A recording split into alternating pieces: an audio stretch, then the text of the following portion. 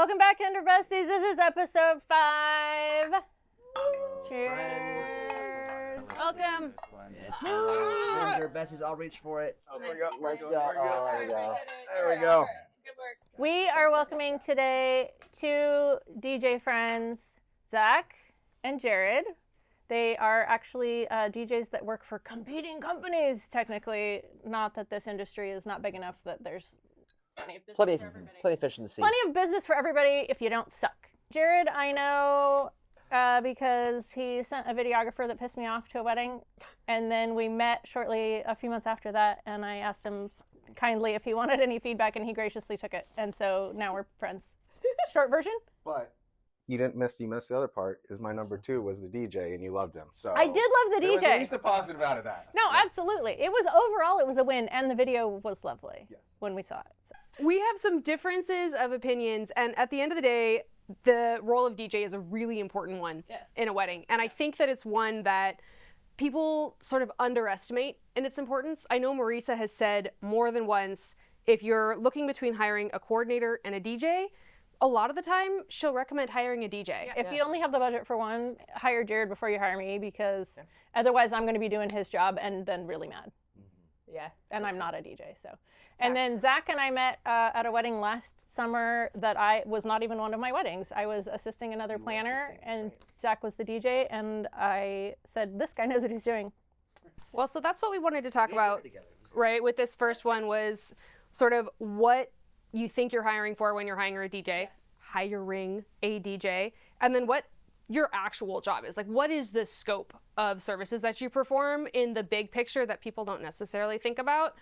And, you know, just kind of setting some like basic like ground rules, like what should you be looking for as the bare minimum? Because I think we've got a range of people offering the service, right? Such a wide range. I can let you take that first if you want. Oh gosh. This is a very in-depth question because the role of a DJ has expanded so much in the last 15 years. For sure. You think 15 years ago, weddings were happening, ceremonies were at a chapel, and the reception was in another space. Now they've shifted to the majority of them being both at a venue. So DJs have had to become sound engineers now, basically, and being able to understand microphones, mixers, you know, proper EQing of things like that, so much more than they used to be. I think with that, there's become a lot of negatives, and a lot of negatives have become since COVID. More than ever, we've seen a shift in people moving into the industry, whether it's photography, whether it's planning, coordination, or DJing. And the problem with DJing, I feel like, I don't want to speak on other vendors, is it's more affordable than ever to be able to go out and purchase a controller, speakers, have access to music, and then call yourself a DJ. Doesn't mean you're a DJ, and especially a wedding DJ. Yeah. The DJ plays so much more of a role than ever on the emotional impact on the guest experience. Yeah. Because when you think about it, the DJ is the only vendor that deals with all the vendors on the back of house, but everyone and the guests and the couple on the front of house. Planner slightly does, but in a different role because they're still slightly behind the scenes. They're not emceeing, they're not doing things like that. We don't want to be anyway. At least they shouldn't be. Photography, videography is still, you know, being able to be seen, but they're not controlling the entire experience. Yeah. You know? And I don't, frankly, want to have the interaction with all the guests that I want you to have with all the guests. Oh, exactly. It takes a lot of skill set. If you go back, I mean, I've been DJing close to 20 years now. If I go back 15 years ago, there's no way in heck I am close to the same person on a microphone as an MC or a host that I was 15 years ago than I am today. Right. You know, and so much of that is, it has to do with these stupid things right here that are in everybody's hands 95% of the time, is being able to keep their attention.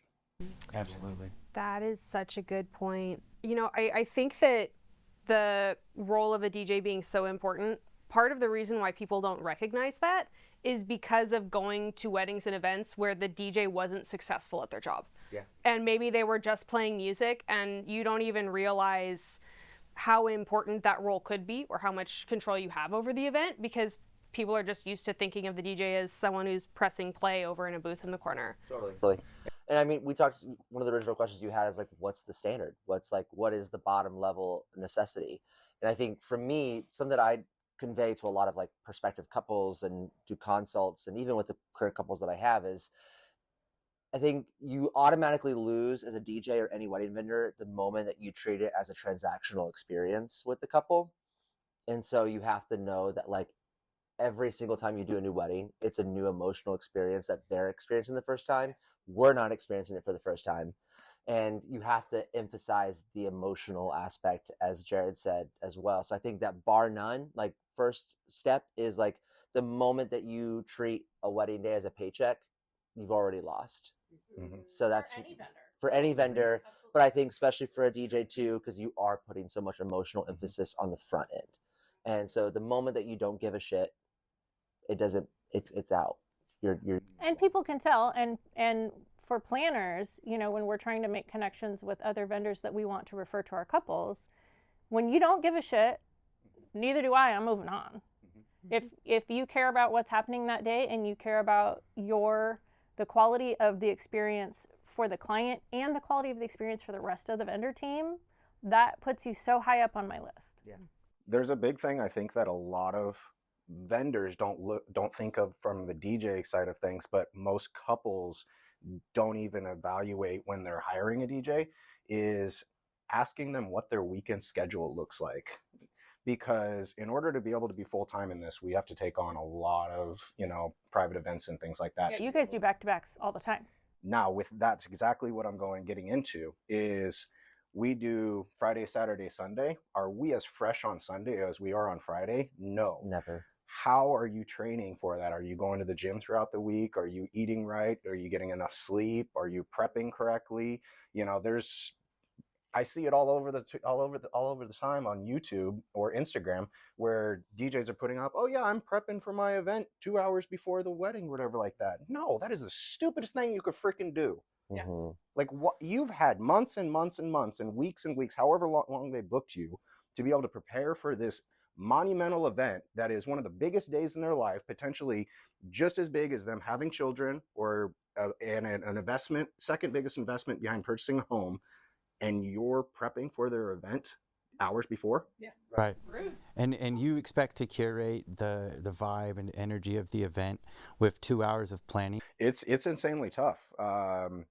I know Zacch is really good. We've had conversations about this, but for myself, during the downtime of the year right now when we're kind of going through, I'm going through my entire music library and reformatting it because I don't have time during the summertime and during the busy time of the year to be able to do it. So right now I'm prepping for August, for September and those type of events, but I have different what's called crates in the DJ world, otherwise known as playlists, basically to the everyday person, is stuff for, hey, I've got this cocktail hour lounge vibe that I'm trying to curate during this time. Or, for me, I'm big into country music. So I get a lot of couples that love country music, but what type of vibes are they going for? Because country has changed so much, and it's changed so much, whether you want house music, there are so many subgenres of house music nowadays.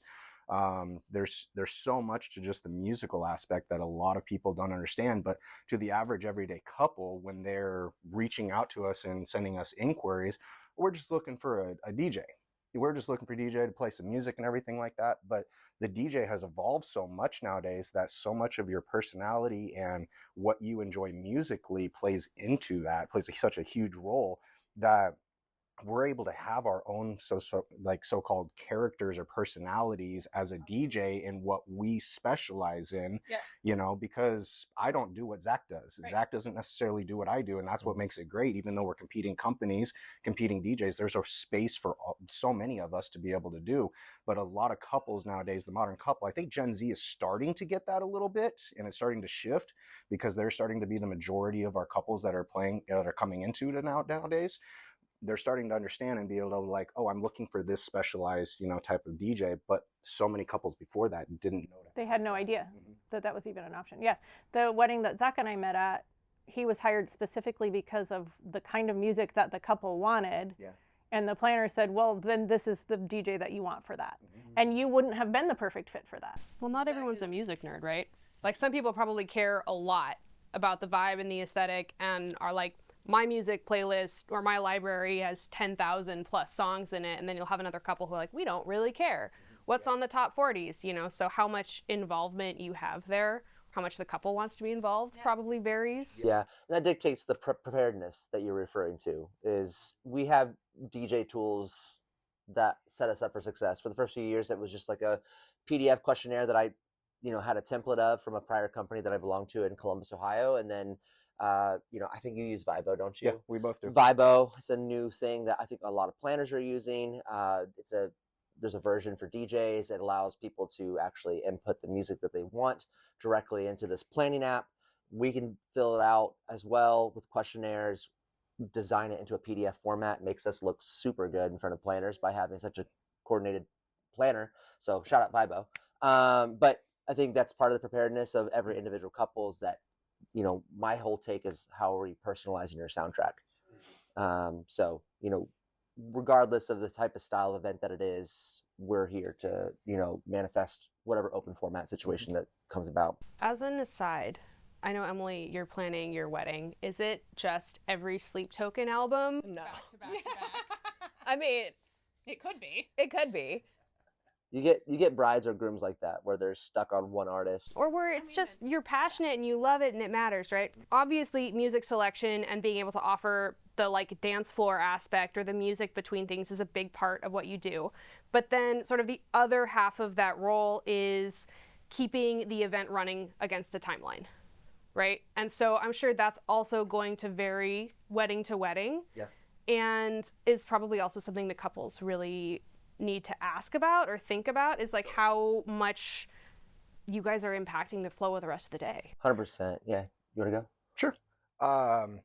I don't think they realize up front to ask us enough. And I know that just knowing Zacch enough that him and I do this, but not enough DJs do this or entertainers, is being able to control the flow throughout the day. They'll lean upon the photographer or the caterer, or in your guys' case, the planner, to be able to create the timeline. And then by the time it is sent to us, sometimes it's almost too late to make any changes, because there's some times where we don't get it until a week or 2 weeks before the date. And then by the time we're having to meet with them to finalize everything like that, I'm asking them questions and in depth. And one of the simplest things I ask them nowadays is what's cake cutting to you nowadays? Do you want a spotlight moment? Do you want it kind of behind the scenes? Is it only something special for mom, dad, grandma, grandpa, aunt, and uncle? But it's a spotlight moment for 15 to 20 minutes. And then they tell me they want something else. So then by the time I'm reaching out to the, coordinator, the planner, to be able to let them know if we have one that we're working with, oh, well, that's the way it's going to be. Well, why? Because I said. Yeah, I think Jared's hit on something where I think in the 7 years I've been doing this, there is that point of contention between planner DJ, especially a DJ who's willing to take the role and the lead on things. I was instructed and taught at an early age that you're not always going to have a day of coordinator, not always going to have a planner, so you are that person. Your timeline should look great. It should be the one that be sent out to all other contributing vendors. You are taking on the role. So a lot of times you never want to step on toes to pre-existing planners. But at the same time, I've hit the age and tenure. I know Jared has. I know that my company owner has, Justin, and it's something we laugh about. But sometimes we are trusted professionals. We've been doing this for 5+ years. And every now and then you get your day of coordinator who had their wedding last year, and now they think that they're an expert. And then they want to set up a timeline that it's not realistic. And so then you're having to navigate those waters of saying hey, I talked to the couple specifically about these ideas, wanted to bounce them off you. So there's languages that you can have to make sure that it's all very copacetic with one another. But you have some DJs a little more passive and they play more in the background and they'll just play it as is. And that's where timelines get wonky and things don't, turn out the way they should be. Or again, we know and understand flow sometime better. Sometimes there's venue changes of where things are actually happening. So you're from an equipment standpoint, this makes no sense for us. So there's ways to get around it. But at the end of the day, we are the ones that are executing the timeline, being a great MC, and making sure that things can be facilitated on time. So people like Jared and I, we take a lot of ownership in that role, and not all DJs do it either. So. You do it in a way that's not rude. There's a DJ that I work with periodically who I love on a personal level, And invariably, every single wedding that we work with, as soon as I send the timeline, I'm like, hey, I'd love your input. What do you think about this? They say, you can't this, and you can't this, and you can't this. And you tell me I can't anything, and those are fighting words, first of all, whether it's logical or not. But the thing is when the client wants to stop the middle of their dance set and play a shoe game, or they want to stop in the middle and do something else, if that's what the client wants, that's what we're doing. Well, what I'm wondering is did the DJ have a conversation with the client at all about? Probably not. And I know that that's coming usually, and so I will try and work with the client before I ever get to the DJ and be like, so the DJ is going to tell you that that's going to interrupt the flow and that's going to interrupt the vibes, and like everybody's energy is going to be super high and whatever. And I have had clients that say, I don't care. This is when we want to do this thing. And I say, great, you've gotten the information, whatever. For me, it's a lot like the first look battle. If you want to not have the first look until the time of the ceremony, you will, plain math, spend less time with your guests the rest of the evening, because the rest of the evening is a finite amount of time. So I've given you the information, you can make a choice, and then we're going on from there. And how the other vendor that affects handles that choice is huge for me. But I just think the more exceptional DJs are actually having personalized conversations with the couples. Ideally, yes. And they're explaining the pros and cons also from their logistics. And then everyone can help decide what is the best interest of. There are times as a cake decorator where I tell people no. And I think that this is kind of where we're getting into that crux of like planners versus DJs. In your eyes, it sounds like, Marisa, you're saying, I'll give them the information and let them decide. And I think there are probably some points where other vendors might be like, I'm going to flat out say, that's a bad idea. I don't think you should do that. And here's why. And putting that pressure on your clients and where you put that pressure on them can really influence the decisions that they make. And so it seems like there's a big difference maybe sometimes in where you guys might consider it important to influence your clients that way. And that can lead to some conflict. I mean, for sure. I also, though, when I try to educate the client about any of those factors, I'm not super nicey about it. I mean, I'm appropriate, but I also will say, I want to make very clear to you, by choosing to do this way, this is what will happen, and you need to rely on my experience for that to be the truth. Yep, 100%. So here's the pros and cons. And one of my catchphrases is, I don't tell my clients no, I just tell them how everything affects everything else. But I make it real clear, it can cost you money in this way, because labor is going to be considered, and labor costs money. Or the vibes, like your DJ, it's going to mess with their set of they build the music for the whole evening in this way. As a musician, I understand the dynamics of a set, and I get annoyed when you're like, so what would you consider like the overall, while combating, like, you're not just a DJ, you're doing some of the role of the planner, you're coordinating part of the day, you're doing all this prep work, you're curating the vibe, whether it's country or R&B or rock and roll, and maybe a mixture of all of that. Like, that takes knowledge, that takes planning. What would you say is your just don't, like, overall through all of that? and is it directed towards a client or towards another vendor? In either one. Yeah, like for somebody who's just starting out DJing, and a client that's just now interested in hiring you. Again, I think it's such a case-by-case situation, so I never really write anything off immediately. Shoe game in the middle of the dance floor. If the staple of the dance floor is not a big deal to the couple, let's imagine it's a couple that's in their 40s and they know that they have older guests and not everyone's going to party. I've had lots of weddings like that. Mm-hmm. Cool, let's take a break. Let's have a shoe game. And then let's pick things back up. And then if that's where, like, it's kind of the cue for people to leave, then that was the mission of the day. Okay. So there's never really ever a time where I'm like, it's a just don't situation, unless this is where, again. I know where you're going.